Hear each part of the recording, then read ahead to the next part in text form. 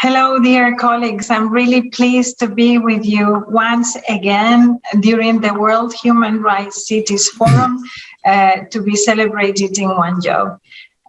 It is a pity I cannot be there with you in person, but work carries on and our partnership is as strong as ever.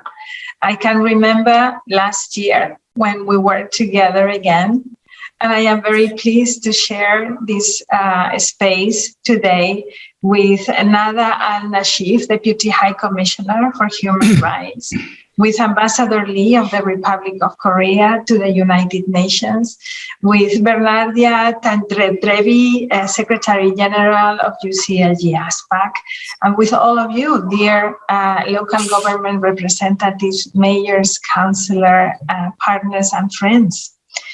When we met 1 year ago, we committed to continue working on this very important subject of human rights, because we realized that a lot had to be done still in many parts of the world to ensure that everybody would be on board and that no one would be left behind. And unfortunately, this year, the situation is not really getting better. Human rights around the world are suffering like people are, and a strong partnership between different stakeholders is more relevant than ever before.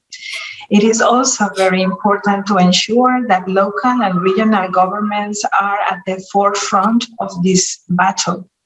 And our membership has a critical role to play, we believe, in fostering the respect of human rights, but also learning from each other around the protection of human rights. This is why we are so happy that we have been able to develop a formal partnership agreement with the Office of the Human Rights High Commissioner. And also why we are so happy that we have been pledging together and asking for support in places where human rights were in jeopardy, such as Myanmar, such as Afghanistan. It is important not to forget, even if we think we cannot do so much and situations are so complex. Human rights have to be defended with memory, with acknowledgement, with respect, but also with responsibility. And United Cities and local governments is determined not to be an observer on this topic. We are determined to observe, but we are also determined to act. We are determined to transform policies, and we want to be part of that transformation. The human mobility that the planet will be facing because of the current crisis, but also that of the climate crisis and many other crises to come, will be very difficult, and human rights will be a very critical part of the solution. Putting people first will be critical to solve many of the challenges that we have. Going from a service provision society to a care society is part of what we think the new generation of human rights will need to stand for, and what we would like to work on with you together. Our values of solidarity, of caring, of common goods need to be defended from that perspective. So we're here with you to scale up, to take responsibility, to make the link between the United Nations Common Agenda and the role of local and regional governments. We hope to develop with you a pact for the future, a new social contract with human rights at the heart of our common agenda, a pact for the future, for the people, for the planet, and for the governments that will ensure a better future for all. Thank you, all of you, and in particular to all the members of our Committee on Social Inclusion and Human Rights for being there have good deliberations, and count on us to continue work. Thank you. Thank you very much. I think this is a strong message from Emilia, how important we can create this care society despite this COVID-19 pandemic. So let me now extend my warm welcome to UN Deputy High Commissioner for Human Rights, Ms. Nada Al-Nassif. It's really a pleasure to have you. We have been working very closely. UCLG has been working closely with you and the office. It's really a great pleasure to have you here. So the floor is yours. Thank you so much, dear Secretary General, Ambassador Lee, Your Excellencies, dear mayors, ladies and gentlemen. What an extraordinary year and a half it has been. This pandemic has had a profound impact on our world, and you, of all people, know very well, especially on human rights, as we just heard from Emilia. Some figures from the World Bank suggest that about 115 million people have been pushed into extreme poverty last year. That figure may go up to 150 million by the end of 2021. We know that there have been very dramatic consequences for employment and livelihoods. The ILO suggests that figures point to 255 million full-time jobs lost in the last quarter of last year compared to 1 year earlier. Not to mention the compounded vulnerabilities that we have seen due to conflict, due to climate change, and displacement in general. Even prior to the pandemic, we know that disrespect and attack on human rights had slowly eroded the trust of people in governments, and inequalities between and among nations have increased, and we were already off track in our commitments to the 2030 agenda and to meeting the Sustainable Development Goals. But as we come together, I think we celebrate the silver lining, perhaps a historic and unique opportunity to rethink about the future, to recalibrate where we can anchor human rights. Fairer and more equal societies require that we address the underlying weaknesses in our social and economic systems. This is at the heart of the aspiration that, again, we just heard, we share together to rebuild a new social contract and embrace a very comprehensive vision of human rights, as the Secretary General called for in his recent report, Our Common Agenda. This agenda lays the ground for common work and commitments in a number of crucial areas. The prerogative to strengthen global solidarity, to correct what he has called a glaring blind spot in how we measure economic prosperity and progress, and how we need to think ahead to deliver more for young people and think about intergenerational justice. The Secretary General has also called for more networked and inclusive multilateral systems so that we can ensure more participation, representation, and meaningful efforts to build forward better. And as part of that, he has called for an advisory group on local and regional governments. Clearly, it will have a vital role to play. I think by joining with you as practitioners, we are signaling that we must move beyond words. We must move quickly, we must move decisively. Indeed, we have already witnessed many positive examples of cities who have adopted human rights-based policies, particularly in COVID response and recovery. The pandemic has shown us how important the right to adequate housing is, for example, for the dignity and safety of all. Many people had a hard time paying rents and mortgages without salaries, without incomes. And in many parts of the world, local governments put in place many important measures to avoid evictions. For example, the eviction moratorium in New York or rental payment exemption in Kuala Lumpur. COVID-19 also impacted the right to livelihoods and food. To mitigate this impact in Senegal, local governments supplied food baskets to marginalized or poor families with items produced by local women farmers who could not sell their products due to movement restrictions. In Liberia, the government provided students staying at home during the crisis with home meals to replace those that they would receive at schools. And that approach came from what was used during Ebola in neighboring Sierra Leone. So local governments learning from each other. That exchange of experience is critical.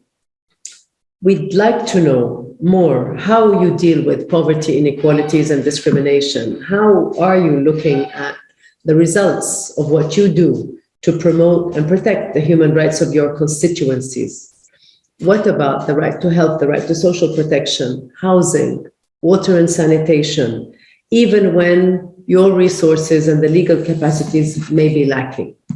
I think the event today is a great opportunity to explore such efforts, to understand better the experiences that you have gone through from a very practical standpoint, and an opportunity to link the different discussions, such as those taking place at the UN these days, including our Human Rights Council, which is in session at the moment, the World Human Rights Forum, and certainly at all the local levels. So together with the UCLG, we look forward to strengthening our collective efforts, the United Nations Human Rights entities, our office, of course, mayors, local governments, and their networks to take the human rights cities movement to the next level. We look forward to continued exchange and collaboration and wish you all the best for today. Thank you very much.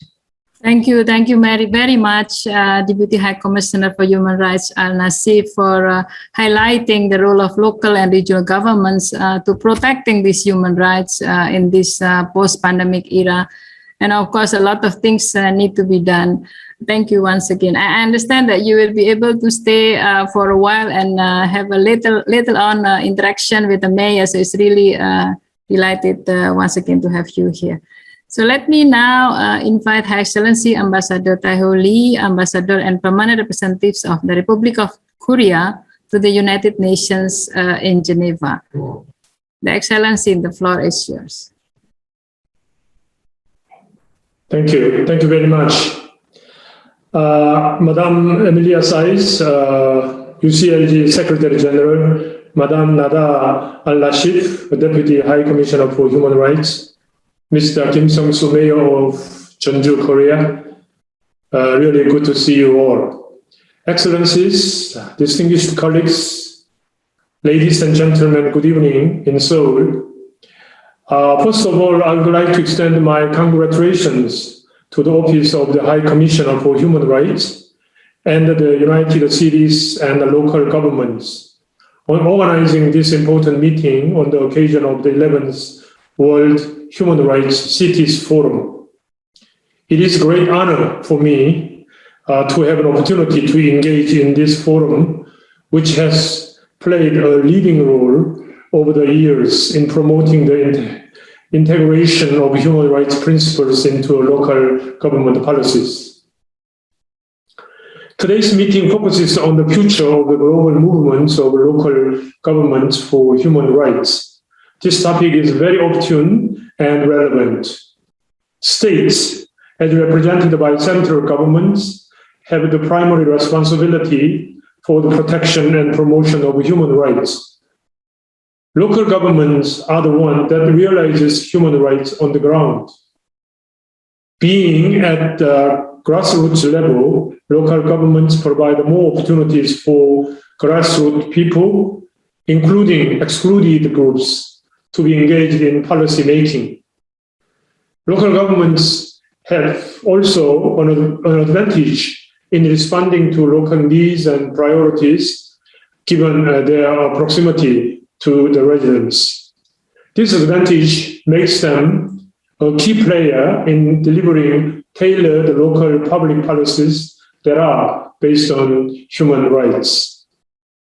It is in this vein that the Republic of Korea is fully engaged in international human rights conversations that highlight the important role local governments play in protecting and promoting human rights.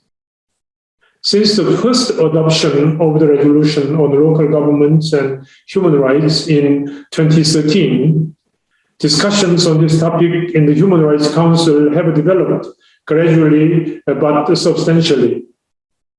The resolution has served as an important basis that enabled us to better understand, recognize, and further expand the role of local governments in protecting and promoting human rights.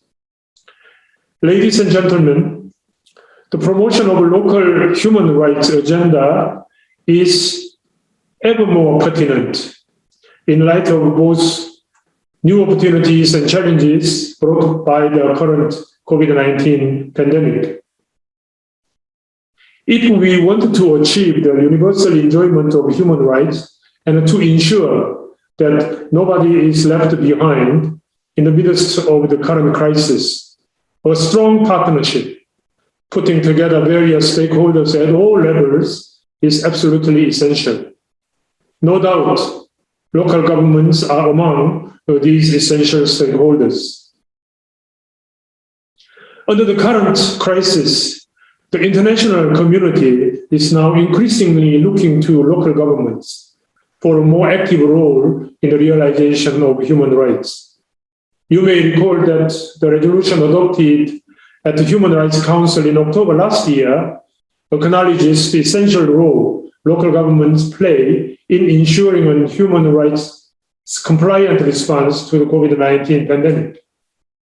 I'm confident that today's discussion will effectively showcase how local governments and cities can act on the ground to generate new and creative ways to fight inequality, discrimination, and alienation in the midst of the pandemic. At the same time, we need to remind ourselves that it is not sufficient to focus on localizing human rights standards and their implementation alone. It is equally important to expand and amplify the human rights agenda through local governments' enhanced engagement at the international level. Local governments, the UN human rights system, and other stakeholders should come together to explore ways to push for new powerful initiatives to this end. Ladies and gentlemen, to date, until now, the discussion at the Human Rights Council has moved hand in hand with the human rights cities movement. I look forward to enhanced cooperation between human rights cities and the UN human rights system. For each part, the Republic of Korea will remain committed to continue to make every effort to further develop this important topic in the Human Rights Council, in the ever-growing cooperation with the international human rights cities movement. On a final note, I wish to express once again my gratitude to the OHCHR, UCLG, and all the outstanding representatives of human rights cities here with us today. Thank you very much. I really appreciate it. Thank you very much, Kamsahamnida, Ambassador Lee, for a very good message.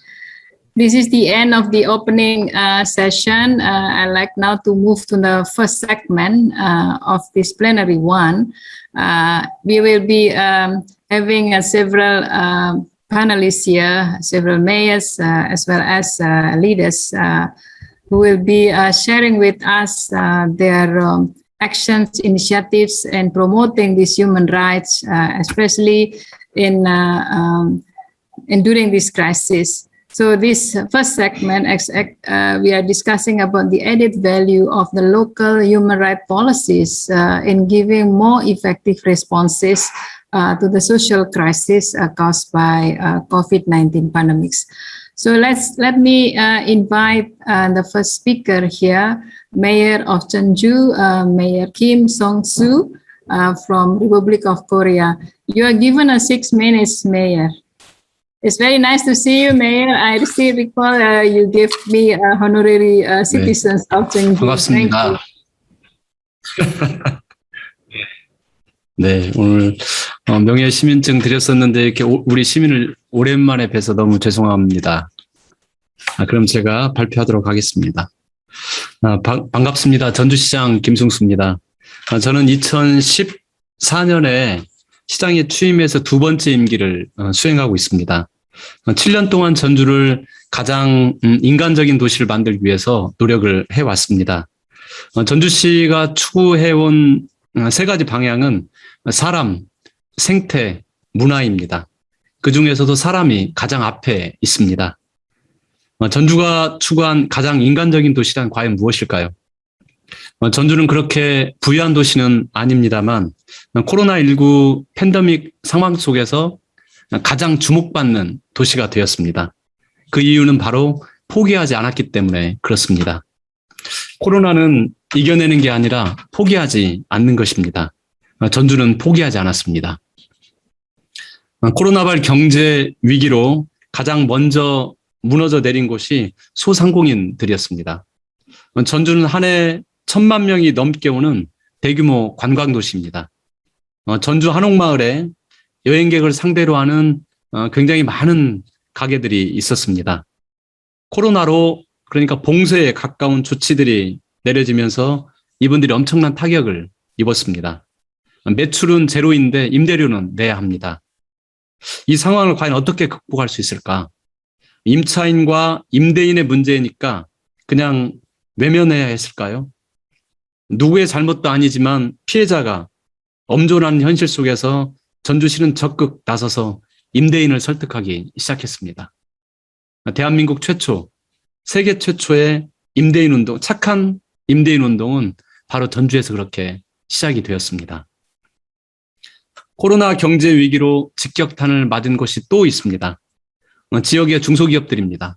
지역의 일자리는 나와 가족, 지역사회를 지키는 가장 소중한 사회적 방파제입니다.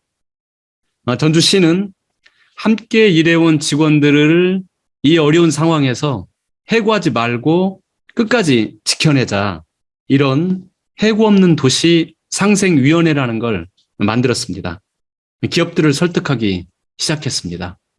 처음에 직원들을 해고하지 않겠다고 선언한 10개 기업들이 시작을 해서 6, 7개월 만에 무려 1,500개 기업들이 참여를 했습니다. 놀라운 일이었습니다. 포기하지 않았기 때문에 가능한 일이었습니다. 코로나19는 우리 상황을 재난 상황으로 몰고 갔습니다. 홍수가 나고 산사태가 나는 것은 자연적 재난이지만 감염병으로 일상이 무너지는 것은 사회적 재난입니다. 대한민국은 자연적 재난 시에는 정부로부터 재난지원금이 나옵니다. 일시적으로 대피할 수 있고 복구할 수 있는 지원이 뒤따릅니다. 그런데 처음 겪는 사회적 재난 앞에서 그 누구도 용기를 내지 못하고 눈치만 보고 있었습니다. 그런데 전주는 전국 최초로 자연재해 때 지급하는 재난기금을 활용해서 전주형 재난소득을 지급했습니다. 재난은 평등하지 않습니다. 가장 먼저, 가장 깊게, 가장 나중까지 고통받는 계층이 바로 소외계층입니다. 전주는 이분들에게 재난지원금을 지원했습니다. 전주가 시작하자 다른 지자체가 모두 시작했고 중앙정부도 따라하기 시작했습니다. 착한 임대인 운동, 해고 없는 도시, 전주형 재난소득, 이 세 가지의 공통점은 절벽 앞에서 결코 포기하지 않는다는 겁니다. 임대료는 계약사항이니까 당연히 내야 되고, 회사 경영이 어려워지면 종업원 해고가 1순위고, 경제가 어려우면 각자 도생하는 게 당연하다고 생각한다면 우리 사회는 결코 바뀔 수가 없습니다. 그대로 절벽 아래로 떨어질 뿐입니다. 그러나 아무리 어려운 상황에서도 포기하지 않고 사람의 가치를, 사람의 생명을, 사람의 인권을 생각한다면 그 방법은 반드시 찾을 수 있습니다. 저는 그것이 가장 인간적인 도시로 가는 첫걸음이라고 생각합니다. 전주의 성매매 직결지 선미촌 이야기를 또 해보겠습니다. 이곳은 60년 된 성매매 직결지입니다. 전주시청에서 불과 3분 거리에 있습니다. 그러니까 도심에 있는 거죠. 누구나 불법이라고 생각하지만 아무도 건드릴 수 없는 무서운 공간이었습니다. 물론 공권력으로 밀어버린 도시도 있고 또 재개발로 아파트를 세운 데도 있습니다. 그렇다면 만약에 그런 방법, 그게 가장 쉬운 방법이긴 하지만 그렇게 한다면 그곳에서 일하는 여성들은 다른 곳으로 떠나서 같은 일을 할 수밖에 없습니다. 그래서 전주는 결정했습니다. 두 가지 방향으로. 첫 번째는 여성의 인권을 지키자. 두 번째는 도시의 기업과 시간을 지키자. 이 두 가지로 전주는 방향을 잡았습니다. 공권력으로 밀거나 재개발하면 속도도 나고 보기도 좋지만 앞서 말씀드린 대로 이 여성들은 이 일을 그만둘 수가 없습니다. 또 재개발을 하게 되면 도시가 쌓아온 시간과 기억들은 모조리 사라져버립니다. 그래서 이곳을 문화와 예술을 통한 도시 재생으로 가져와되 여성 인권의 관점에서 이들을 지원할 조례를 만들고 사회로 복귀할 수 있는 기술을 가르치고 주거시설이나 생활 여건을 뒷받침할 수 있도록 장치를 마련했습니다. 또한 원주민들이 그 마을에 대한 자부심을 가질 수 있도록 거점 공간을 만들고 공동체의 힘으로 마을을 살릴 수 있도록 지원했습니다. 그리고 담당하는 부서가 그 성매매 직결지 한 중심으로 들어갔습니다. 그 결과 제가 취임했을 때 50개, 약 90명 정도 있었던 성매매 업소가 이제 거의 문을 닫았습니다. 그리고 그 공간에 7개 시의 공간도 만들었습니다. 이제 서점도 들어섰고 미술관도 들어섰고 또 업사이클링 센터도 들어섰습니다. 인권은 그 어떤 순간에도 포기할 수 없는 가장 소중한 가치입니다. 성매매는 자발적 선택이라는 편견, 성매매 여성들에게 공적 자금을 지원할 수 없다는 관행, 누구도 관심 두지 않는 음지까지 신경 쓸 필요 없다는 무시, 이 모든 것을 이겨낼 때만이 여성의 인권과 도시의 가치를 지켜낼 수 있었습니다. 우리 역사를 돌아보면 인권의 역사는 포기하지 않는 역사였습니다. 흑인의 권리를, 여성의 권리를, 아동의 권리를, 소수자의 권리를 포기하지 않고 외쳤을 때 인간은 존엄성을 인정받고 인권은 그만큼 보편적 가치가 되었습니다. 앞서 말씀드린 것처럼 전주는 물론 부유한 도시는 아닙니다. 그렇지만 자기 정체성을 올곧게 지킨 도시들에 의해서 국가도 성장한다는 확고한 철학이 있습니다. 가장 고통받는 사람들의 권리를 보장해주는 것, 그것이 바로 정치의 목적이라는 신념도 있습니다. 어려울 때 포기하지 않고 시민을 믿고 나아가는 용기 있는 도시가 바로 전주입니다. 전주는 인권의 도시입니다. 고맙습니다. Thank you very much, Mayor, for very, very good initiatives and highlighting also the importance of human rights in local economic development, gender equality, and as well as culture-related activities. Thank you. Let me now invite second speaker, Deputy Mayor and Vice President of Rivas, Vacia Madrid, Spain, Ms. Aida Castillo. You have the floor. You also have 6 Buenos minutes. días desde Rivas. Buenos días desde Rivas. En primer lugar, buenos días a la Secretaría General, a la Alta Comisionada, al embajador, a los alcaldes y alcaldesas. Como decía, buenos días desde Rivas. Me gustaría en primer lugar disculpar a nuestro alcalde, que le hubiera encantado estar hoy aquí. En su nombre y en el de nuestra ciudad, muchas gracias a la organización por pensar en Rivas. En Rivas creemos que ahora que podemos mirar con cierto margen de tiempo todo lo que ha sucedido con esta pandemia, hay algunas cuestiones que sí que nos llevan a garantizar que algo hemos aprendido o que algo hemos puesto de manifiesto, ¿no? La crisis, desde luego, ha mostrado la capacidad de adaptación y la proximidad en las actuaciones de las administraciones locales. La crisis de la COVID-19 ha generado innovaciones sumamente interesantes en la forma en la que los gobiernos locales estamos teniendo que desarrollar las políticas públicas. También nos ha demostrado la pandemia la capacidad efectiva del nivel municipal para atender esas necesidades de la ciudadanía en corto y en largo plazo. Una de las primeras cuestiones que tuvimos que atajar en nuestro municipio fue el teletrabajo, precisamente para que toda nuestra plantilla municipal pudiera seguir al frente de esos servicios públicos que eran quienes de verdad salvaban a la ciudadanía, ¿no? Ser capaces de establecer ese teletrabajo entre 24 y 48 horas le hizo a todos nuestros ciudadanos y ciudadanas saber que su ayuntamiento, su entidad local, la ventana más cercana, seguía estando al pie del cañón en un momento tan difícil como el que vivíamos. Por lo tanto, la crisis nos ha demostrado la capacidad de actuar con rapidez y la capacidad de los ayuntamientos de adaptarse en muchos casos de la noche a la mañana.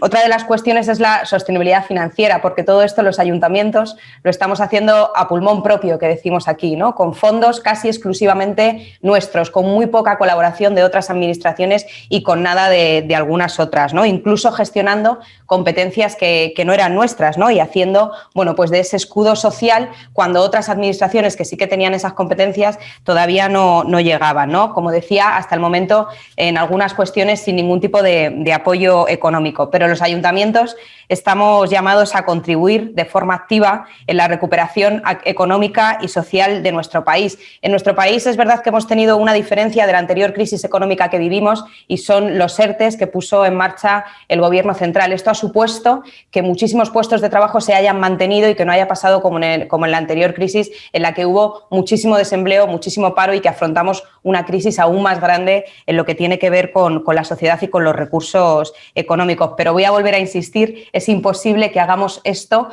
con recursos únicamente de los ayuntamientos. Necesitamos de la implicación de otras administraciones.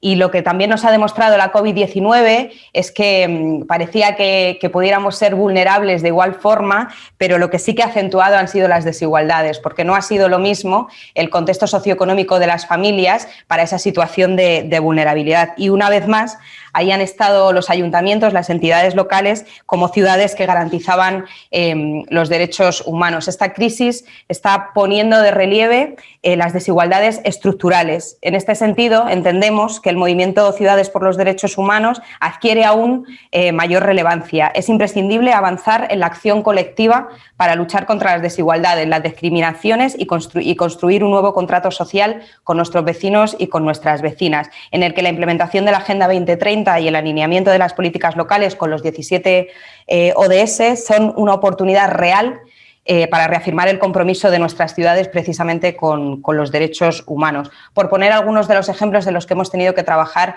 en nuestra ciudad, en Rivas, el derecho a la educación, un derecho fundamental y que sobre todo lo que nos ayuda es a gestionar todas esas desigualdades. La escuela pública es garante de que todas esas desigualdades se ven minimizadas si la escuela pública sigue adelante y si la escuela pública tiene unos cimientos sólidos, ¿no? En Rivas tuvimos que trasladar a no pocas familias dispositivos para que se pudieran continuar las clases online, porque cuando se cerraron los colegios, algunas familias tenían ordenador en casa, pero había muchas familias que ni siquiera tenían ordenador ni la posibilidad de conectarse a Internet para poder continuar con esas clases, ¿no? Lo hicimos a pesar de que la competencia no es de los ayuntamientos, es de la comunidad autónoma, pero queríamos que nuestros niños y nuestras niñas no se quedaran al margen de esto. Queríamos garantizar el derecho a la educación de todos los niños y nuestras niñas. Además, hicimos un seguimiento a las familias, porque no todas las familias pueden atender igualmente a las necesidades escolares y educativas de sus hijos y de sus hijas, ¿no? Y esto también lo hicimos como ayuntamiento, a pesar de que sabemos que la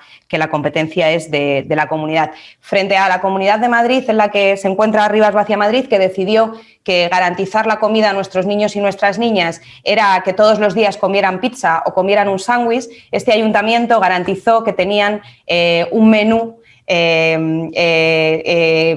nutricionalmente válido y para que todas esas familias tuvieran la tranquilidad de, aunque su colegio estaba cerrado y ya no asistían al comedor, iban a tener su comida y su cena garantizada y que por supuesto no iba a ser ni comida rápida ni comida basura. También, una vez más, a pulmón de este ayuntamiento. Desde luego, esta crisis también ha puesto de manifiesto la importancia de las inversiones previas, ¿no? Esto que hablamos de los servicios públicos no se construye de la noche a la mañana. En Rivas venimos desde hace mucho tiempo trabajando en la garantía y en el sostenimiento de estos servicios públicos y eso nos ha hecho que determinadas cuestiones no las tuviéramos que improvisar porque ya las veníamos trabajando y además las veníamos trabajando con la sociedad civil y creo que esto es uno de los aciertos o de las garantías de éxito que ha tenido nuestra ciudad, porque en la anterior crisis del 2008 2008 ya tuvimos a muchísima parte de nuestra población organizada en algunas de las entidades que colaboraban con la ciudadanía que peor lo estaba pasando. Y no desmantelar esas entidades de organización vecinal y de ayuda vecinal nos ha garantizado que ahora ya las teníamos activas con una trayectoria y una experiencia vital para que llegado este momento solo hubiera que levantar el teléfono y volverlos a poner en funcionamiento porque no hayan perdido la práctica. Desde luego de esta no hubiéramos salido o no estaríamos saliendo igual si no tuviéramos esas redes de tejido social. Y desde luego también entendemos en Rivas que el derecho a la ciudad está más vigente que nunca. La pandemia también nos ha demostrado que nuestras ciudades tienen que ser vivibles y esto que se dice así en apenas un segundo y medio no es algo tan sencillo de luego interiorizar en las propias ciudades, ¿no? Reconocer que nuestras ciudades tienen que tener espacios paseables, espacios verdes, parques infantiles, espacios de encuentro vecinal. Todo eso también lo ha puesto de manifiesto la pandemia, aunque ya había muchos estudiosos y estudiosas que lo venían manifestando desde hace mucho tiempo. Thank you, Deputy Mayor. I'm sorry that I have to cut you because I really like later on to have more interaction with the Deputy High Commissioner. But thank you once again. We will come back to you, and thank you also for highlighting the importance of education. See, I know this is the most impacted, one of the most impacted sector during this COVID-19. We will come back to you again, Deputy Mayor, because we still have 3 more speakers. I'm so sorry. Next, let me invite Mayor Fax of Tunisia, Mayor Munir. You're also given 6 minutes. Then we can have more interactions later. Mayor, please. We cannot hear you. Bonjour. We cannot still hear you.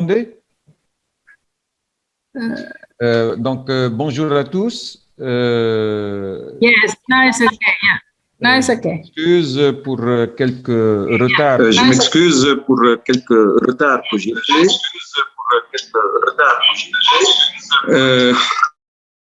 Je veux.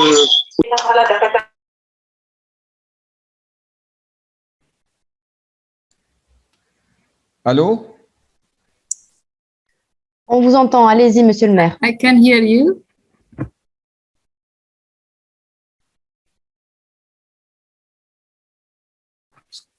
Est-ce que vous m'entendez? Oui, Now oui, it's allez-y. okay. Yes. Est-ce que vous m'entendez? Yes, now it's okay. D'accord. Donc, je voudrais au début remercier les organisateurs, les superviseurs de cet important forum mondial et leur transmettre les salutations de la ville de Sfax de Tunisie. Et bien sûr, je leur souhaite ainsi que la ville de Gwangju tout le succès et la réussite. Donc, nous parlons de la ville et les droits de l'homme ou droits de l'homme dans la ville. Les droits humains universels sont attachés à l'être humain où qu'il soit. Et ils sont au centre de son existence. Sans eux, l'être humain perdrait une partie de son humanité, plutôt toute son humanité. Les droits de l'homme sont liés à sa vie et tous les domaines de son activité. Et ce sont ces droits naturels et universels liés aussi et plus importants à sa personne. La ville est l'incubateur de ces droits, car c'est un lieu où l'homme vit, travaille et l'échange avec les autres dans le cadre de la loi et des droits garantis par l'État pour les personnes. Je pense que les services fournis par les villes, les infrastructures, les services et les prestations, et c'est aussi un lieu d'exercice des fonctions qui lui sont confiées et par lequel nous garantissons les droits collectifs et à travers lesquels les droits d'autrui sont établis. Ainsi, la ville est le lieu le plus important pour la consécration des droits des personnes et c'est le lieu le plus proche pour évaluer dans quelle mesure nous les respectons. Nous, en tant que collectivité locale, nous sommes les premiers à protéger ces droits et nous tenons à les garantir et à les protéger en assurant nos devoirs envers nos citoyens et tous les habitants de nos communes. Avec notre souci de respecter tous les droits, cela peut suffire pour considérer que le service effectif de la ville à ses habitants est une belle forme de droit de l'homme dans la ville elle-même. Toutes les villes peuvent ne pas être au même niveau de performance de service pour leurs habitants, considérant que cela est lié à la situation financière des États, des villes et des municipalités, mais le souci de fournir tout ce qui peut sauvegarder la dignité humaine dans sa ville et dans des limites respectueuses est un critère pour garantir ses droits. Certes, de nombreux facteurs contribuent en temps normal à consacrer, à garantir et à respecter ces droits, notamment une gouvernance locale globale, une bonne gestion des ressources et des dépenses, la décentralisation, y compris une mesure libre et responsable qu'elle garantit une réelle participation de la population à la gestion de tout ce qui est projet à l'échelle locale.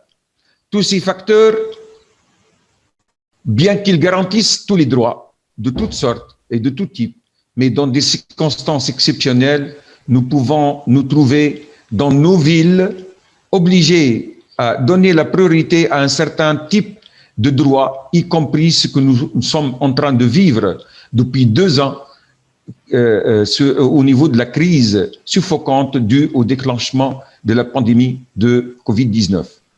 La ville de Sfax, deuxième ville de Tunisie, a vécu et a toujours touché Thank you, Mayor Valeria.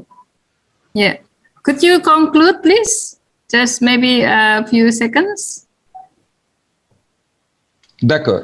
La ville de Sfax, deuxième ville de Tunisie, a vécu et a été toujours touchée par cette épidémie. Et elle a pris l'initiative depuis le début de l'année 2021 de redoubler les efforts pour en prévoir et protéger les habitants de la ville et a pris l'initiative de fournir les moyens de prévention nécessaires et à tous et d'assurer les conditions de vie nécessaires aux groupes vulnérables, notamment les immigrés, les réfugiés, les demandeurs d'asile et les personnes déplacées à l'intérieur de leur propre pays. Je vous remercie tous pour cet événement. Merci. Thank you very much. Thank you very much. I'm so sorry that we have to make it short because this also there is a time limitations here. But I like to invite again Ms. Nada Al Nasif. You heard a lot from the mayors today how they are making so much effort in promoting these human rights and connecting with all those services, education, gender, and other services as well, economic aspects. So would you like to have some comments here and maybe you can have some questions or interaction or you might want to ask the mayors here. Please, sure. Well, I'm not going to be able to do justice to these presentations, which are amazing, and it's something that I have heard before. Let me say just that I am very impressed by the level of the efforts.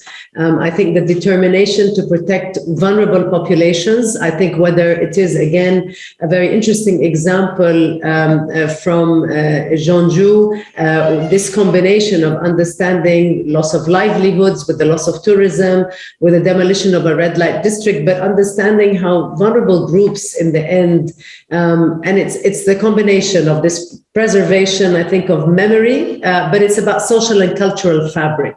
I think this is the real message, and I think that for us is very important because rights are in the end about that ability to exercise identity. So that's very powerful, particularly under threat. I think the example of the role of the city councils from Rivas, absolutely, as you said also yourself, education has been so heavily hit. It has exposed more and more divisions, more and more inequalities in access to digital communication and access to software and hardware. And I think that right to education needs protection. I would say women, it's something to reflect on. Women and girls have been more impacted. I don't know whether that has been across the globe, but certainly we have strong evidence to believe, particularly in most parts of the world, if girls stop going to school, it's very hard for them to come back going to school. So I think that's something to really think about. But I think that the message from Rivas also is one of partnerships and collaborative work. And I think, again, what I heard from Sfax, and these are places that I have come to know and love. Let me say, I miss very much that we are not in South Korea at the moment, where I have been a guests, and I miss that hospitality and the first-hand insight. But also in Sfax, I mean, I think this idea of how even with a strong fiscal prerogative, the city as a hub of service, it can always be reconciled with human rights considerations, and a very specific thing on asylum seekers and migrants, which is a special concern in Tunisia, of course, and one that we remain very vigilant about. So just to thank you all for giving me the space. I'm apologizing. It is our Human Rights Council in session. It's always a little bit hectic, but my colleagues are online, will remain with you. And we look forward to strengthening our partnership in the weeks, months, and years to come, I hope. Thank you very, very much for all of that. Thank you. Thank you. Thank you very much for comments. And in Asia Pacific, actually, women also affected a lot by this COVID, especially on the violence, domestic violence. And this is also quite big in numbers. And some also suicides, mostly women too. But thank you once again, Ms. Nada, for very good comments. And also looking forward to having further cooperations with your office, and hopefully we can reach 1,000 human rights cities by 2030 as we are targeting. Thank you once again.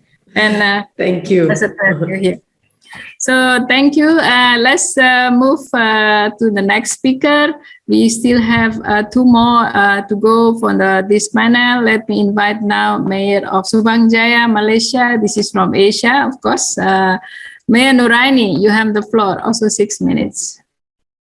Okay, thank you, Dr. Bernadia. Good evening, everybody. Inclusivity and development has long been at the heart of the country's own transformation. Malaysia and Subang Jaya city recognizes the link between the recent adopted landmark 2030 agenda of sustainable development and human rights. In the new urban agenda and as well as the SDG principles, to leave no one behind means that it is essential that we identify and meaningfully address the situation of the most vulnerable and to target affirmative action policies on the basis of need using good disaggregated data to identify the situation of the specific communities. Recognizing this, Subang Jaya has planned our strategic developments to encompass addressing the specific needs of people who are mostly being left behind or at the most vulnerable position. For example, among the programs that we have identified in our voluntary local review, that programs that we have done have been focusing on SDG number 3, SDG number 5, SDG number 8, SDG 11, 12, 13, and 16. And with this identification and evaluation, we find that our previous programs do address the most vulnerable and most vulnerable groups in the community. For example, in our strategic plan, we emphasize on accessibility, ensuring accessibility to all, meaning that in our barrier-free city project, for example, we have done auditing again and again in our cities, in our buildings, to ensure that we provide access to those who are disabled, to ensure that their right is taken care of within the city. So I think it is important for other cities also to look into this group and to continue every year looking into the programs that ensure accessibility for all. Secondly, when we touch into education, we have groups of migrants from Rohingya that brings children along with them, and we try to help providing a building and having their own school, even though it is beyond the things that we normally do, because education is a federal entity responsibility, and the migrants are not within the scope of local authorities responsibility in Malaysia. But we try to look into this by providing a space and providing the buildings for the Rohingyan children, because we do not want them to be deprived of education while they are here, even though temporarily. Other things that we have done to ensure that the women and the elderly in our cities are taken care of. And we have this special plan that we named the Women Friendly City Action Plan that have heard from the women themselves as to what they need. And we have formulate our future plans, our future strategic planning to incorporate into what the voices of women are from our city. So they have identified health and well-being as their main concern, and also the opportunities to get into business and the empowerment of those who are poor among the women. So thank you.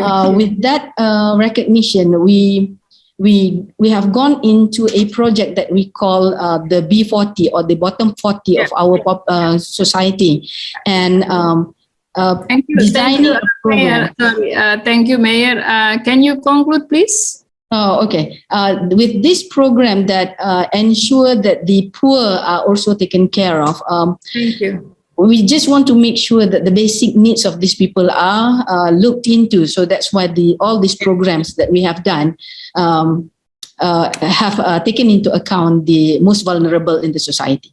Thank you. Thank you very much. Also for highlighting this strong relationship between human rights and localization of the SDGs.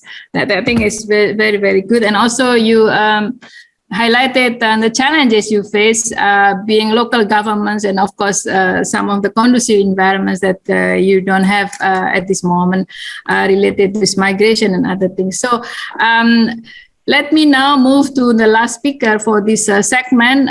We have co-mayor of Utrecht, the Netherlands, Ms. Linda Voortman. Good to see you again. Yesterday we had same meeting.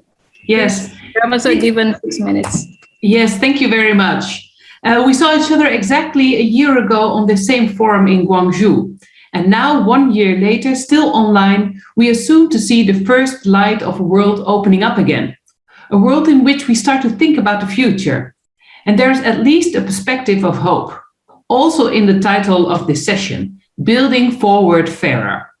And that sounds like going back to our optimistic ambitions from before the pandemic. But our world has changed. Old contradictions have deepened, new inequalities have emerged, and the changing climate has shown its face in many places in the world and has invaded our lives. Human rights are not only an aspiration, but they also could be an important tool by which local government and communities could push for concrete transformations. And we know very well that human rights or no human rights make a big difference in our cities. Various well-known initiatives of key members in our UCLG World organizations are a good proof of this. And the leadership of cities on the right to housing, on education, on equal access to a healthy living, on digital rights protection, on children's rights, on LGBTI rights, etc. And because of all these experiences, all this local expertness, it's also up to us to clearly identify these tasks as a political program. The transformation of our post-corona cities is not a technical matter. It's first of all the challenge of finding new collective words for a world that we want to live in.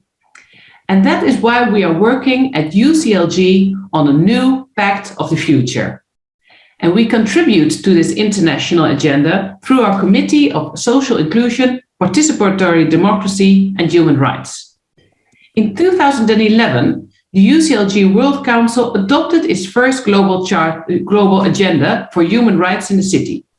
And in this work, we defined a common denominator to use the international human rights standards to challenge and to improve our local policies and daily practices.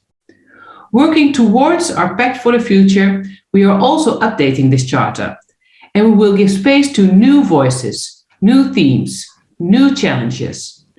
And the input has to come from all parts of the world. And also, we want to position human rights cities as drivers of this process of transition. Human rights cities should be the demonstration sites for just and sustainable futures. What are these new themes in our renewed Global Charter for Human Rights Cities? The answer will be the outcome of an intensive consultation and conversation. From my side, a first attempt to contribute to our new charter. First of all, I would like to mention the right to a life in a healthy environment and a sustainable world. In many places in the world, we have seen successful lawsuits in recent years against ecocide, against large-scale environmental pollution, against not taking climate measures, also based on human and fundamental rights. And it means that human rights are playing a growing role in the protection of our nature, ecosystems, climate, and biodiversity, and not just of people. Unlike 10 years ago, we now have a widespread awareness that humans are not a species in isolation. It looks like that we will finally have the right to survive if we help other species to survive as well. Secondly, unlike 10 years ago, there has been a much more profound critique of the new neoliberal idea that fundamental rights above all guarantee a minimum at the individual level. Through large-scale processes of collective inequality increase. Who bears the heaviest consequences of climate change? Where are populations vaccinated fastest? Who will or will not have access to affordable and safe housing? Who lost their income during the pandemic? And therefore, the human rights issue has also become much more an issue of social equality. And I think that in a new charter, there will be a kind of shift from sufficiency to equality. And therefore, human rights will be increasingly becoming an intervention in collective distribution issues. And thirdly, and finally, I would like to mention the whole range of ethical issues surrounding the digitalization of society. The huge increase in digital video communication technology during the pandemic is only one small aspect of this much broader trend. And very important, of course, is the right to having access to the digital world, which became a clear problem in many school classes when big groups of children had difficulties to follow education via computers at home in a quiet and supportive environment. In cities, in consequence of all these dimensions come together in a highly concentrated form. Digital illiteracy, misinformation, job displacement, privacy issues, and lack of transparency, and so on. And we already spoke about the fact that last year, the UN Rights Council adopted a resolution asking the OHCHR to put much more focus in their work on the localization of human rights. Based on this resolution, our committee developed our partnership with UN human rights bodies in the next phase, and we are designing a joint campaign to make the human rights cities movement a bigger movement worldwide. Thank you. Let me close by reaffirming that our committee, as an inspiring platform, will be very happy to welcome your most diverse leadership, commitment, and expertise on the design of our joint transformative post-COVID vision of our future. I thank you very much for your attention. Thank you. Thank you very much also for sharing with us the works of the Committee on Human Rights of UCLG. It was really great. A lot of achievements have been made. And of course, there are big targets to reach, having thousands human rights cities by 2030. I think this is quite ambitious targets. And hopefully all of you who join us today will sign up for that and become the human rights cities, and especially those who come from Asia, because we don't have a big number of human rights cities in Asia. So I'm so sorry, I really have to rush everyone. I know that a lot of things to share, but because of the limitations, we cannot hear all of the messages that you like to pass on to participants today. And there are also some questions coming up from the participants. Please, you might want to answer directly through the chat. There is a Q&A chat here. And I'm very sure participants will be appreciating very much of those answers. So let me close this first segment by thanks all the partners for really wonderful presentations and also strong commitments that all of you have, mayors and deputy mayors, that human rights promotion is unstoppable. we can do and we will do more in the near future. So let me now once again thanking all of you, the first segment's panelists, and I'd like to invite Amanda Flatley from UCLG for moderating the second segment with the high-level governments directly in charge of human rights. So I give the floor now to Amanda. I did sharply 7 p.m. here and finish the session. So back to you, Amanda. Thank you very much, Bernadia. Thank you very much. This is Amanda Flatley, coordinator of the Committee on Social Inclusion, Participatory Democracy and Human Rights of UCLG. I am pleased to be with you and to open the second segment of the plenary session 1 of the World Human Rights Cities Forum.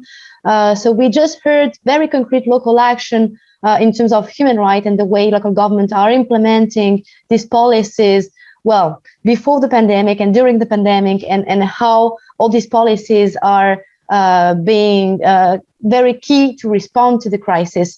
The second segment will now address another dimension and we'll try to address the key role played the human rights framework in triggering local government collective initiative at the international level.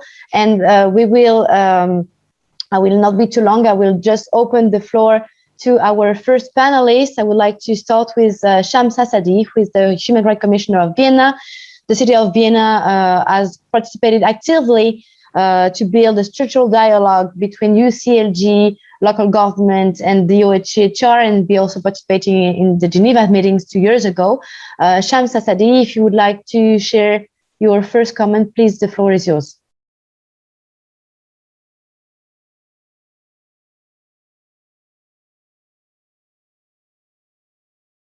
We cannot hear you. You have to turn on your mic.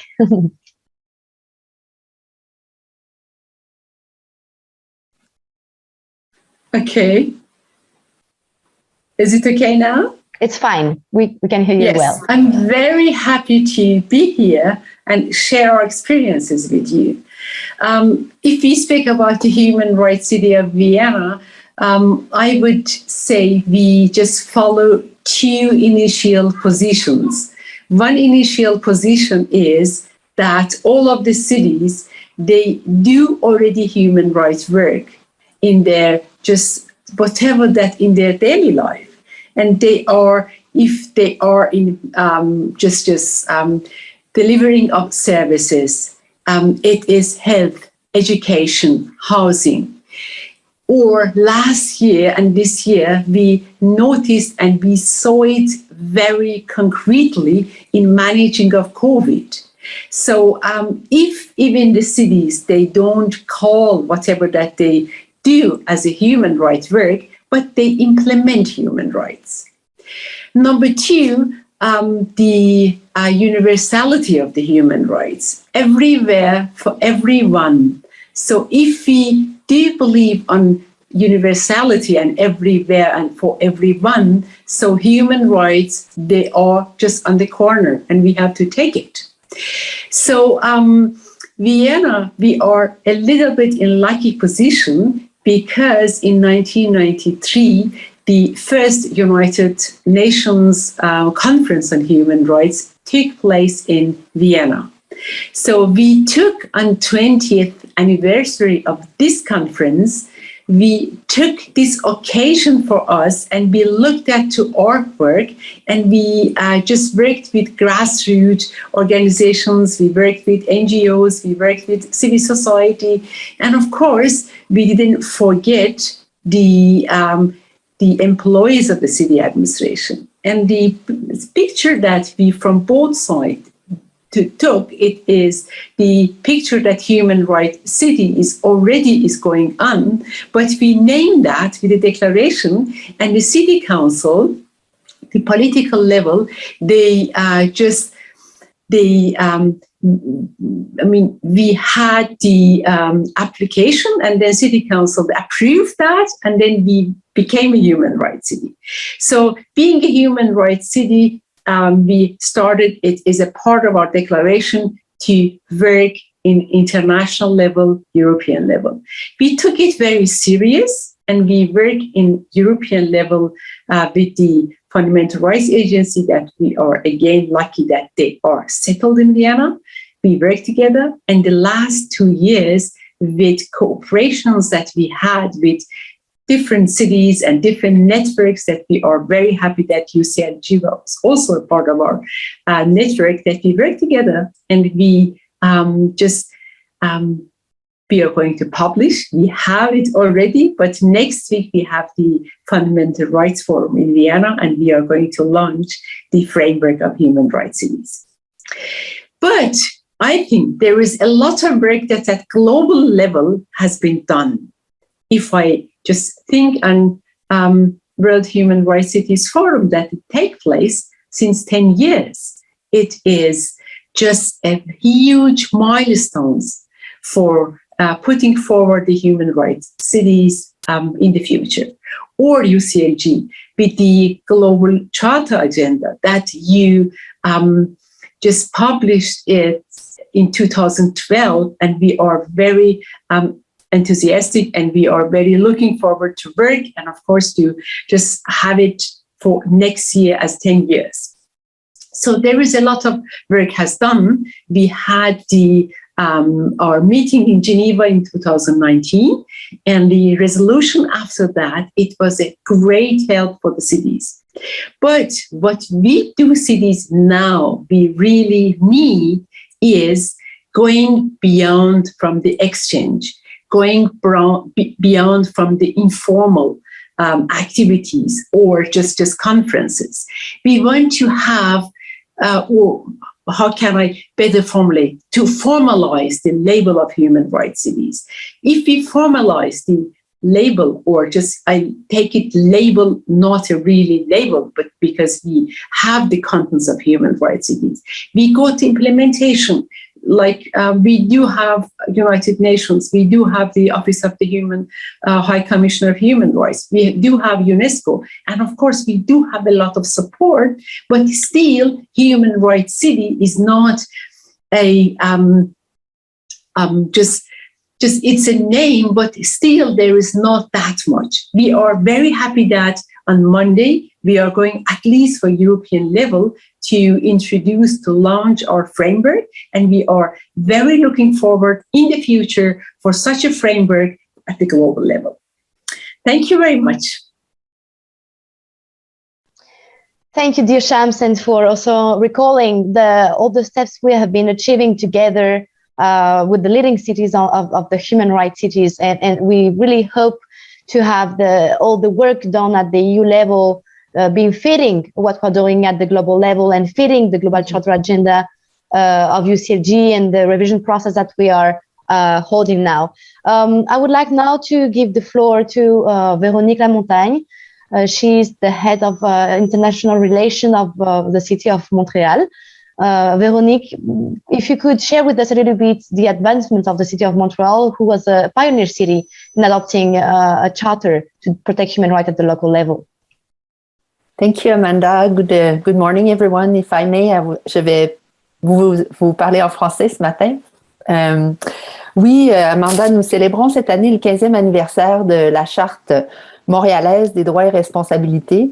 C'est vraiment un moment charnière pour nous, un moment propice au bilan, puis une occasion vraiment rêvée de prendre acte de nos réalisations, de réaffirmer notre engagement en faveur des droits humains, mais aussi un moment de repenser nos façons de faire et un moment où il faut avoir le courage aussi d'identifier nos angles morts et d'adapter nos façons de faire. Donc, vraiment, puisque je reviens sur ces 3 points-là, mais puisque le débat, le sujet de ce matin, c'est l'approche axée sur les droits et puis comment il s'applique à la ville. Sur une note plus personnelle, je me souviens de l'engouement qu'avait eu l'approche sur les droits humains quand elle a été lancée dans les années 90 en lien avec le développement international. Maintenant que je suis dans la sphère municipale, je ne peux que constater à quel point cette approche redouble de pertinence dans le contexte des villes.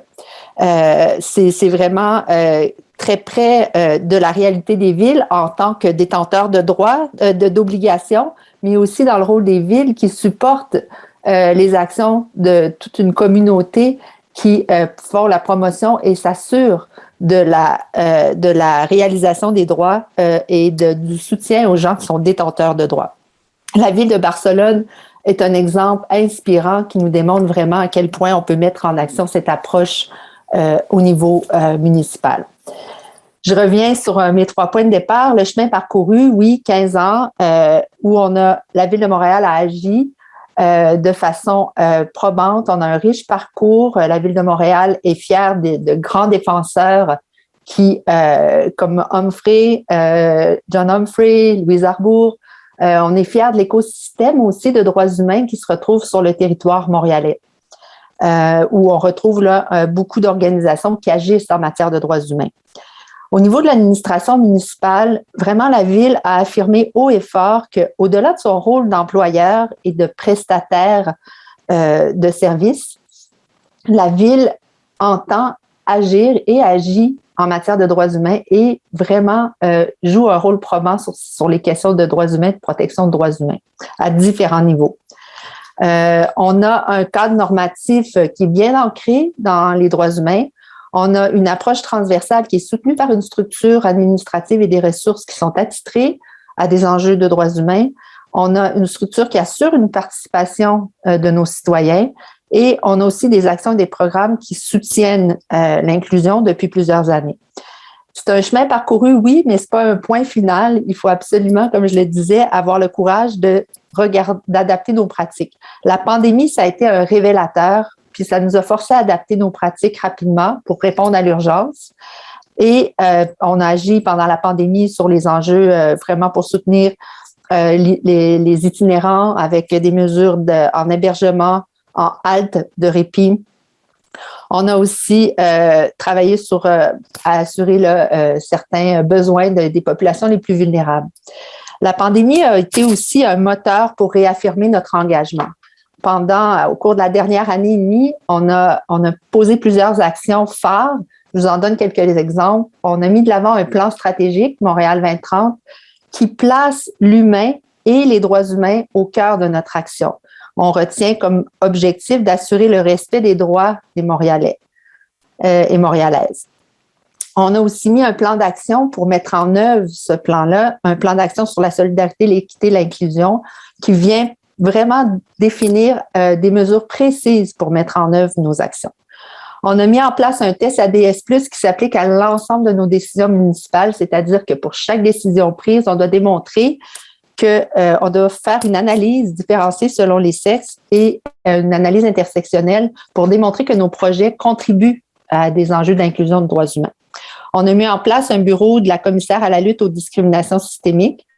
Je vous disais qu'il fallait être capable de voir nos angles morts. Il y a un rapport de l'Office de consultation de participation citoyenne de Montréal qui a mis en lumière le caractère du racisme et des discriminations systémiques qui pouvaient se retrouver. Et on a mis en place, nommé une commissaire pour s'assurer qu'on allait prendre des mesures concrètes pour combattre ce racisme et ces discriminations. On travaille aussi sur la réconciliation autochtone. On a mis de l'avant un plan en habitation pour favoriser la mixité et les logements abordables. On travaille sur l'intégration des migrants et la protection des sans-statuts légaux sur notre territoire. Quel est notre rôle à l'international? On agit en diplomatie municipale. Montréal est un acteur probant et agit beaucoup en matière de multilatéralisme. On a beaucoup travaillé sur la question des migrants en lien avec les pactes sur les réfugiés et les pactes sur l'immigration, en collaboration avec Metropolitan, CGLU et bien d'autres acteurs vraiment qui ont mené à des actions vraiment concrètes. On a répondu vraiment vivement à l'appel qui avait été lancé il y a quelques années, en 2019, par le Haut-Commissaire aux droits de l'homme de vraiment produire un mémoire puis vraiment exposer nos actions.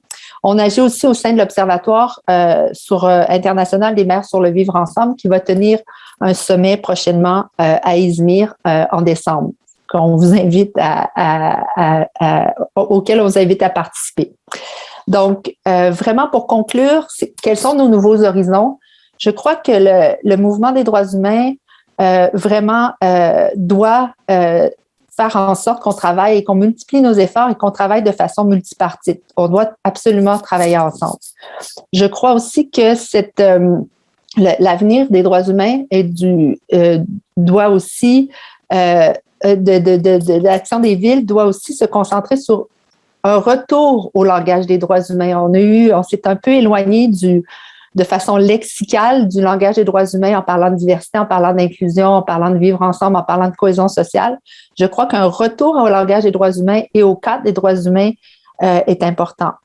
Une dernière chose, il est extrêmement important de faire un lien direct. Je pense que toute notre action internationale doit faire un lien direct entre ce qui se passe localement dans nos territoires et avec les enjeux globaux.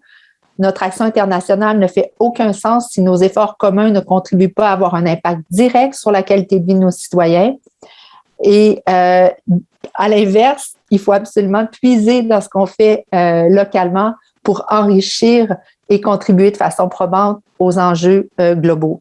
Il faut lier les droits humains aux enjeux de climat, aux enjeux de sécurité, aux enjeux de santé pour mieux intervenir et avec plus de force et d'impact. Et il faut rester centré sur l'action, agir, amplifier nos actions pour vraiment, encore là, avoir un impact direct sur les gens, nos citoyens. Merci. Merci beaucoup, Véronique, de nous avoir partagé l'expérience de Montréal, d'avoir rappelé d'une part que les droits humains, ce n'est pas simplement agir pour les plus vulnérables, c'est aussi garantir les droits de l'ensemble des citoyens, de ne pas simplement agir sur un thème, mais d'avoir une approche transversale qui puisse agir sur différents domaines et sur l'ensemble des domaines, puisque les droits humains sont interrelated, sont reliés entre eux.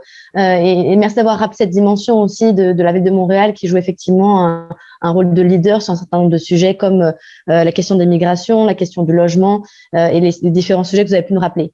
Je voudrais maintenant passer I'm going to switch to English. I would like to give the floor to our next speaker. It's going to be Mrs. Annabel Rodriguez. She is the Human Rights Director of the City of Barcelona. Annabel, you're very welcome because it's your first time here in Gwangju. You're the new director of the City of Barcelona Direction on Human Rights. And I would like to ask you if you could share with us a little bit. We know Barcelona is as an extensive experience on implementing human rights. If you could share with us a little bit where you are now and how the pandemic has affected the human rights vision of Barcelona and how you plan to work with other cities at the international level, the human rights program that you are developing. Thank you. Thank you very much, Amanda. I'm going to switch to Spanish. Desde la ciudad de Barcelona, gracias a CGLU, en primer lugar, y a los organizadores del foro por la invitación. Como decía Amanda, es mi primera vez en este foro y agradezco especialmente la invitación. Como en otras ciudades en el mundo, Barcelona es escenario de enormes desigualdades que se traducen en dificultad de acceso a derechos básicos como el empleo, la vivienda, la salud.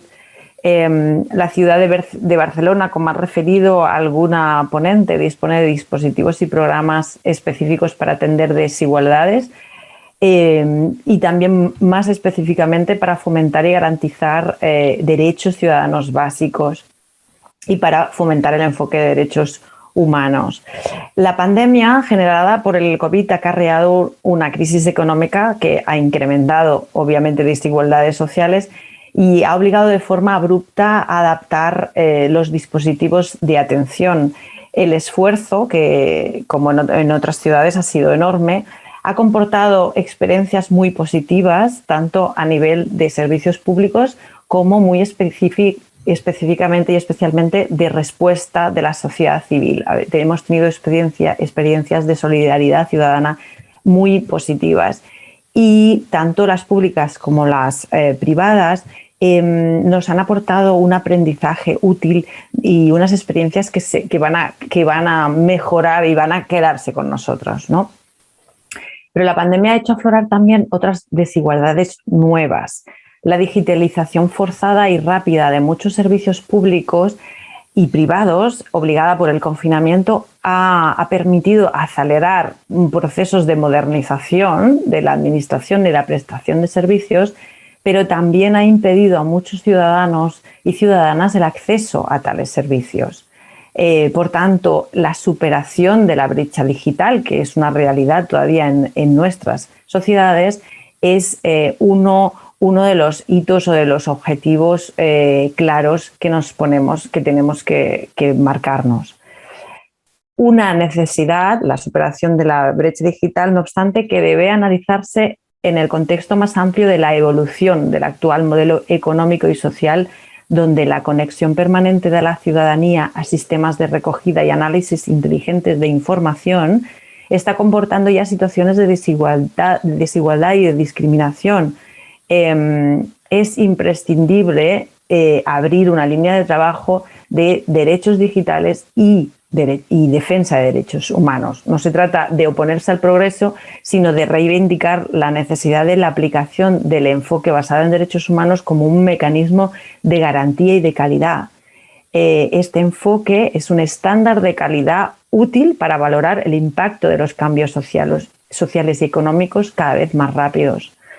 La pandemia ha puesto también de relieve las desigualdades asociadas a la gestión de la crisis sanitaria, desde el impacto en colectivos vulnerables de las medidas de confinamiento, por ejemplo, en personas con problemas de salud mental o mujeres maltratadas, como en el acceso a la vacuna de determinados colectivos vulnerables con dificultad de conectarse al sistema. En definitiva, las consecuencias de la pandemia confirman la necesidad de mantener y reforzar el compromiso de las administraciones locales con el reconocimiento y la garantía de derechos humanos. Un compromiso, no obstante, como recordaba otra de las ponentes, que para materializarse requiere un compromiso interinstitucional amplio. Las desigualdades tienen causas estructurales y, por tanto, la respuesta debe ser ambiciosa y colectiva y debe ir más allá del nivel local. Y acabo poniendo en valor iniciativas y espacios como este foro, donde participo por primera vez.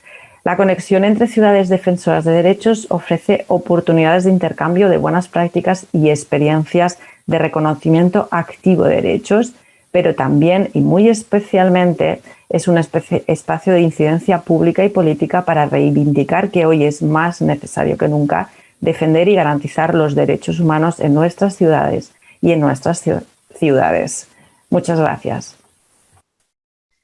Muchas gracias, Anabel, y bienvenida de nuevo en este espacio internacional de las ciudades de derechos humanos. Ahora voy a invitar a Fernando Colizzoli, director de Relaciones Internacionales de la ciudad de Quilmes, a tomar la palabra. La ciudad de Quilmes es una ciudad que está empezando con un trabajo de derechos humanos a nivel local, que está renovando toda su visión como ciudad de derechos humanos, y Fernando, nos interesa mucho escuchar por un lado, cuál es la visión que están desarrollando y también el papel que están jugando a través de la Comisión de Derechos Humanos de Mercociudades en dinamizar esta discusión y ese debate a nivel latinoamericano. Muchas gracias, Fernando. Te dejo la palabra. Bueno, buenos días a todos. Muchas gracias, Amanda. Por supuesto, quiero iniciar esta intervención agradeciendo por la invitación y felicitando a los organizadores del Foro Mundial de las Ciudades por los Derechos Humanos. Este foro que queremos que sea consolidado como un espacio importante para todos aquellos que creemos en la importancia de impulsar un movimiento internacional de ciudades por los derechos humanos. En ese sentido, desde la ciudad de Quilmes, en la República Argentina, es el segundo año consecutivo que participamos del foro, con la convicción de que estamos viviendo, ¿no?, un tiempo histórico como resultado de la pandemia COVID-19, que ha puesto en evidencia y acelerado la necesidad de construir un nuevo contrato social, un nuevo orden sostenido fundamentalmente en la vinculación de los derechos humanos con la democracia, de los derechos humanos con el desarrollo integral y de los derechos humanos con la atención prioritaria de las poblaciones más vulnerables, en particular las personas migrantes. Por eso este es el rol un poco fundamental que le asignamos desde Quilmes a los derechos humanos en nuestra ciudad, y que quiero contarles brevemente un poco nuestra experiencia local. El municipio de Quilmes se encuentra ubicado en la periferia de la ciudad de Buenos Aires, capital de la Argentina, y cuenta con una población aproximada de 700.000 habitantes. En función de su historia, pero también de su presente, Quilmes es uno de los distritos más importantes de nuestro país, pero al igual que lo que sucede en la periferia de muchas de las ciudades latinoamericanas, es un distrito que se caracteriza por el desigual acceso de sus habitantes, de su población, a los derechos y a los bienes esenciales. Por eso, como bien decías, Amanda, en diciembre del 2019, poco antes de que empezara la pandemia, iniciamos esta gestión local que está encabezada por una mujer, por la intendenta Mayra Mendoza, la primera mujer electa alcaldesa en los 365 años de historia de nuestro municipio, con el desafío de construir una gestión que nosotros decimos que es moderna, inclusiva, sustentable y productiva. Una gestión que busca consolidar la democracia local, fortaleciendo la participación ciudadana, sobre todo a través de los foros de gestión local que se realizan periódicamente. Una gestión que apunta a promover el desarrollo integral en línea con los objetivos de desarrollo sostenible, pero fundamentalmente en materia de igualdad de géneros. Somos una gestión feminista y una ciudad que apunta también al objetivo de desarrollo sostenible número 11, de construir una comunidad en línea con el cuidado del medio ambiente. Pero además, decía, una ciudad inclusiva, porque creemos que hay que intervenir en la gestión local desde la periferia hacia el centro, empezando por los barrios y los sectores más postergados de nuestra ciudad para llegar a todos. Por eso creamos una oficina de migrantes. Es la primera vez que en Quilmes hay un área local dedicada a la atención de los migrantes, que constituyen cerca del 10% de la población de nuestra ciudad. En ese sentido, lo que queremos plantear es que creemos que desde contextos urbanos complejos, como los que vivimos en las periferias de las grandes ciudades latinoamericanas, creemos que se pueden construir gestiones jóvenes, gestiones modernas, gestiones transformadoras y fundamentalmente igualitarias. No obstante, lo queremos resaltar, observamos con preocupación la situación actual de los derechos humanos en nuestra región y a nivel local. Los hechos de violencia y xenofobia se han multiplicado en nuestra región en los últimos años, y la crisis económica global que ha fortalecido el COVID-19 ha aumentado con más fuerza las brechas de desigualdad que bien sostenía recientemente la colega de Barcelona. Por eso creemos que necesitamos avanzar en la implementación de políticas públicas que promuevan el desarrollo inclusivo, integral, sostenible y que ubique a los derechos humanos en el centro de su accionar. Pero eso no lo vamos a poder hacer sin modificar el patrón de desarrollo, este patrón de desarrollo actual que está centrado en el lucro del sistema financiero, ni lo vamos a poder hacer de manera aislada cada una de nuestras ciudades. Por eso es tan importante los espacios regionales como Mercociudades. En nuestro caso, que bien señalabas, Amanda, nosotros estamos participando de la Comisión de Derechos Humanos y Migración de esta red de ciudades latinoamericanas, pero también desde espacios globales como este Foro Mundial de Ciudades por los Derechos Humanos. Por eso, y para concluir, desde Quilmes creemos que nos encontramos ante un tiempo sumamente complejo que requiere iniciativas colectivas y sostenidas en el tiempo, pero que a pesar de las diferencias geográficas, culturales, idiomáticas, históricas e incluso materiales que tenemos las ciudades que han participado hoy a lo largo de toda la mañana de este foro, creemos que tenemos un compromiso común con la construcción de sociedades más justas, igualitarias e inclusivas. Por eso, desde Quilmes, ojalá, esperamos que podamos avanzar conjuntamente desde este foro para construir políticas conjuntas que nos permitan revertir esta situación y ubicar a los derechos humanos en un plano fundamental de las políticas públicas. Así que muchas gracias, Amanda, y un saludo a todos.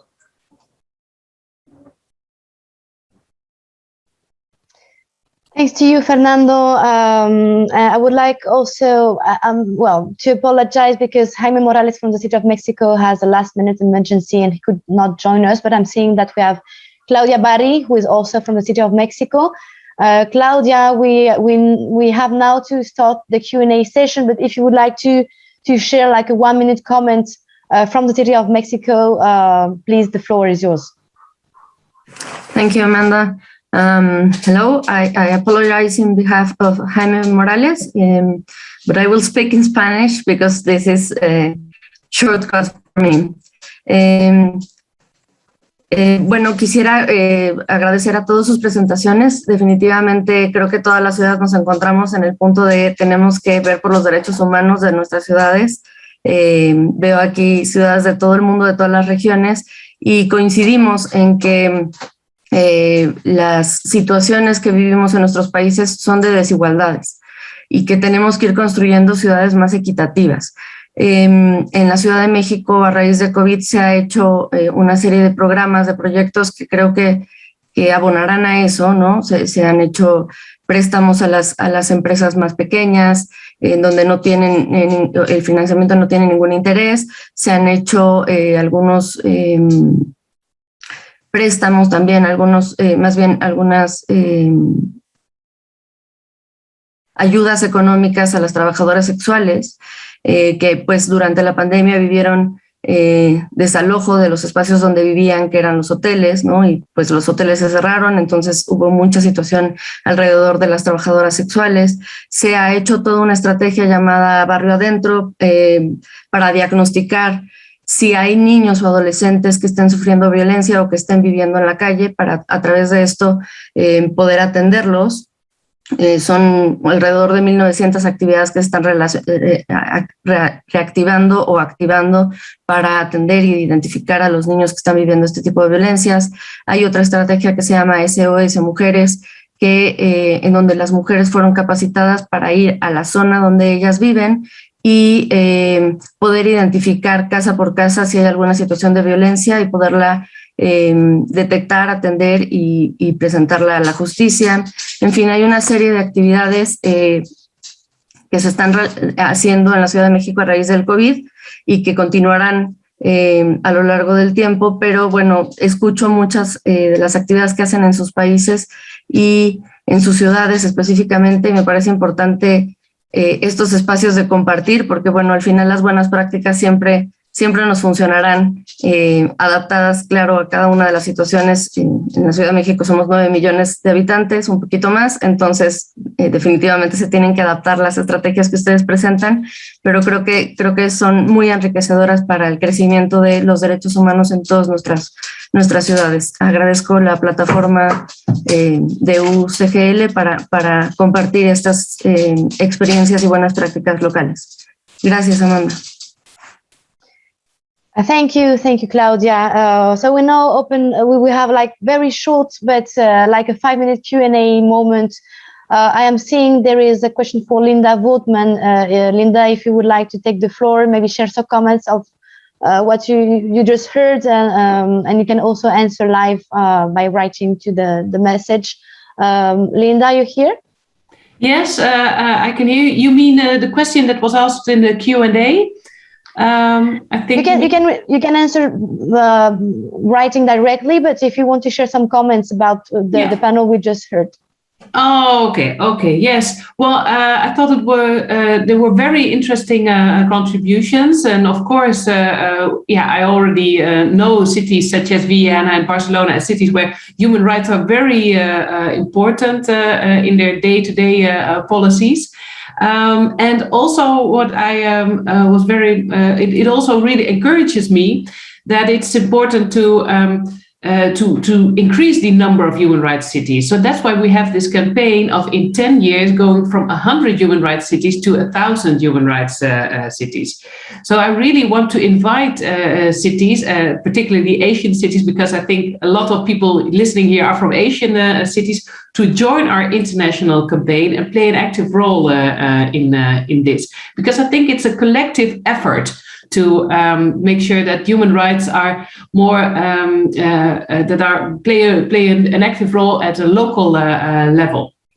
And if I can also answer something about the Q&A that was asked me about the ecocide matter, legal measures that can be taken to defend ecosystems.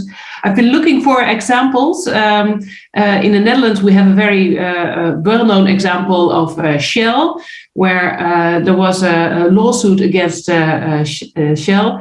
And I think that was very important. It also brought the national government to feel more obliged to actually do something about climate change. So, and personally, I think it's still not going fast enough, but I do think that this is a very important instrument in actually bringing about change as well. Thank you, Linda, for sharing these thoughts and about the campaign that we want to have toward the UCLG Congress in 2022, and with this aim to have 10, 100, and 1,000 cities, human rights cities and territories toward 2030.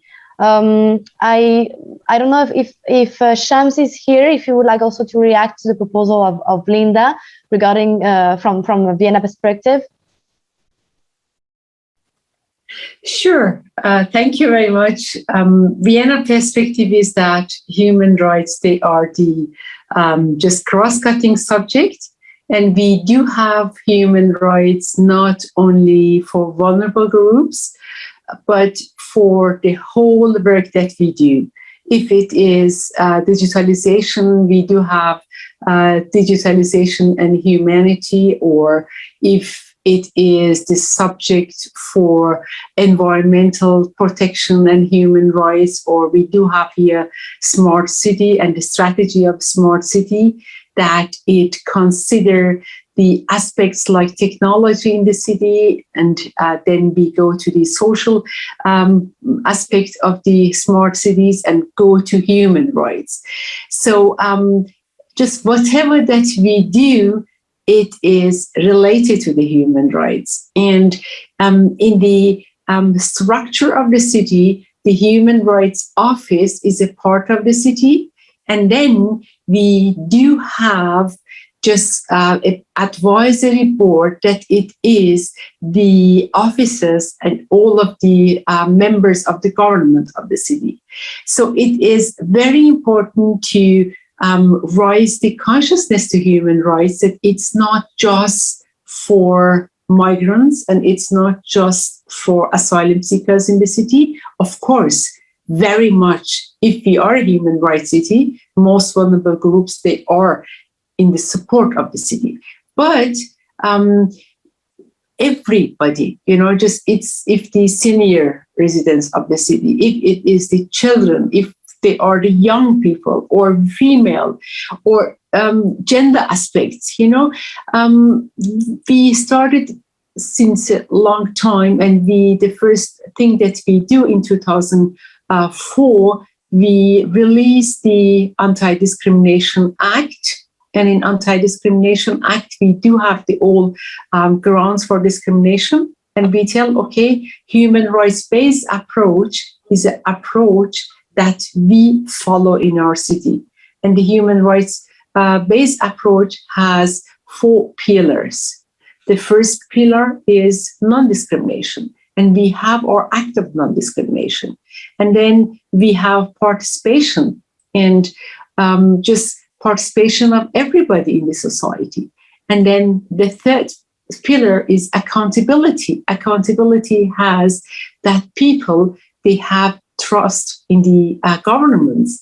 We lack of the just in the last time we confronted with the lack of trust to the governments and the politicians, and we try to this, and of course transferability, that it is transparent and everybody has to know what is going on in this city. Thank you. Thank you, Shams. Thank you very much. So we are now at the end of the second panel. We're going to invite Mr. Todd Holland, Chief of the Development and Economic and Social Rights Branch, to share with us his final comments. Todd, please, the floor is yours. I don't know if you are there. I cannot see. I'm here, Amanda. Great, perfect. Todd, It's a pleasure to have you here, and thank you for presenting the WHR. You have heard some questions, and especially from Vienna, on how we can labelize human rights cities, and that's an ongoing discussion that we're having between UCLG and the WHR. But please, the floor is yours, if you could provide us your final comments about the session. No, first, Amanda, thanks for the opportunity, and I really do want to thank all of the different mayors and politicians that are with us here today, because of the persistence and creativity that they've undertaken or demonstrated in terms of pushing for human rights at a time of a crisis. You know, we appreciate that in many ways human rights is a multiple responsibility of government entities, both at the national, let's say the provincial, and the local level. And that does create some complications for local governments in terms of taking on all of these responsibilities. But we're also very much encouraged that the local governments, especially within this network, have really come to take seriously how they can maximize their opportunity to realize rights, both in terms of economic, social, cultural rights and political rights. I mean, the number of examples were impressive. The breadth was enormous. And also it reflects, I think, what so many of the panelists had indicated was that, you know, the cities are the closest government entity to people. And if the cities aren't recognizing and working toward the full realization of the rights of its people, well, then well-being won't be obtained. I think it's extremely important, the efforts that we're making through the World Conference and the new effort we're making with UCLG in terms of really trying to bring together and to learn from each other, and then to help seed that effort that Linda spoke about in terms of moving exponentially the number of cities that are part of the Human Rights Cities Network. It's critical that we involve as many cities as possible and that we facilitate that type of cross-fertilization in terms of learning from those that have been in the movement already for some time. And then how do we reinforce that through specific practice in terms of, you know, twinning and facilitation of the lessons that have already been learned by the tremendous efforts that have been made by so many municipalities that are part of the network. So thanks so much, Amanda, and thank you everyone for your efforts, and we look forward to contributing more concretely in the near future. Thank you, Todd, and we look forward to also build this more structural dialogue between UCLG and the WHR in the next months and years to strengthen the international movement of human rights cities. I would like now to give the floor to Benadia, our Secretary General of UCLG ASPAC, for her final comments to close the session. Thank you very much. I really hope that you found this session very, very useful. And we had a lot of ideas and concrete actions by local governments, leaders, and representatives, how we want to move forwards from this crisis and also work toward the future we want based on human rights principles and local actions for sustainable and inclusive developments. And what I like to highlight here, with the diversity of realities, experiences that we heard, this also reminds us that human rights are not an abstract notions. This is not an abstract notions. So local governments can give a new impetus by translating those approaches into actions and make sure that no one left behind. I think this is a principle of SDGs that everyone knows. So a lot of sharings have been made, and we have seen that local governments are putting in place policies to promote equality, equity, inclusions, participations, and no discriminations. Suddenly it was cut off. I don't know. Go on, Benadia, go on. Sorry. Yeah, okay. So I don't know where are we now. Okay. So we have seen a lot of examples. You can hear me? Okay. We had heard a lot of examples, and local governments are in the central of this human rights promotions and action. So we have to make sure that we can recover from this crisis and have a great transformations that we will come and no one left behind and no place behind. So there are three concrete actions that I like to share with you. We heard a lot of proposals. We heard a lot of ideas from participants today. And this Human Rights Cities Forum has brought all of us together and discuss the important part of our human being, which is human rights. So these three concrete processes that I like to highlight in this closing is that we are so happy with the good collaboration with UN, OHCHR and UCLG. And I really hope that we can have a formal adoptions of these agreements. And then this also will better articulate local governments' actions and leaderships on human rights with UN initiatives. The second thing, you also heard about this global charter agenda for human rights in the cities that was also initiated by UCLG together with support of Gwangju. This needs to have a review on this, and this needs to have a global roadmap for local governments and human rights, welcoming also the regional and thematic inputs by all of you, by all the cities and partners. Yesterday, we had done successful consultations for Asia Pacific. So we already started the process. And the third one, I think previous speaker mentioned also the importance of multiplying the numbers of cities that we want. We want to reach not just 100, we want to reach 1,000 cities in the coming years.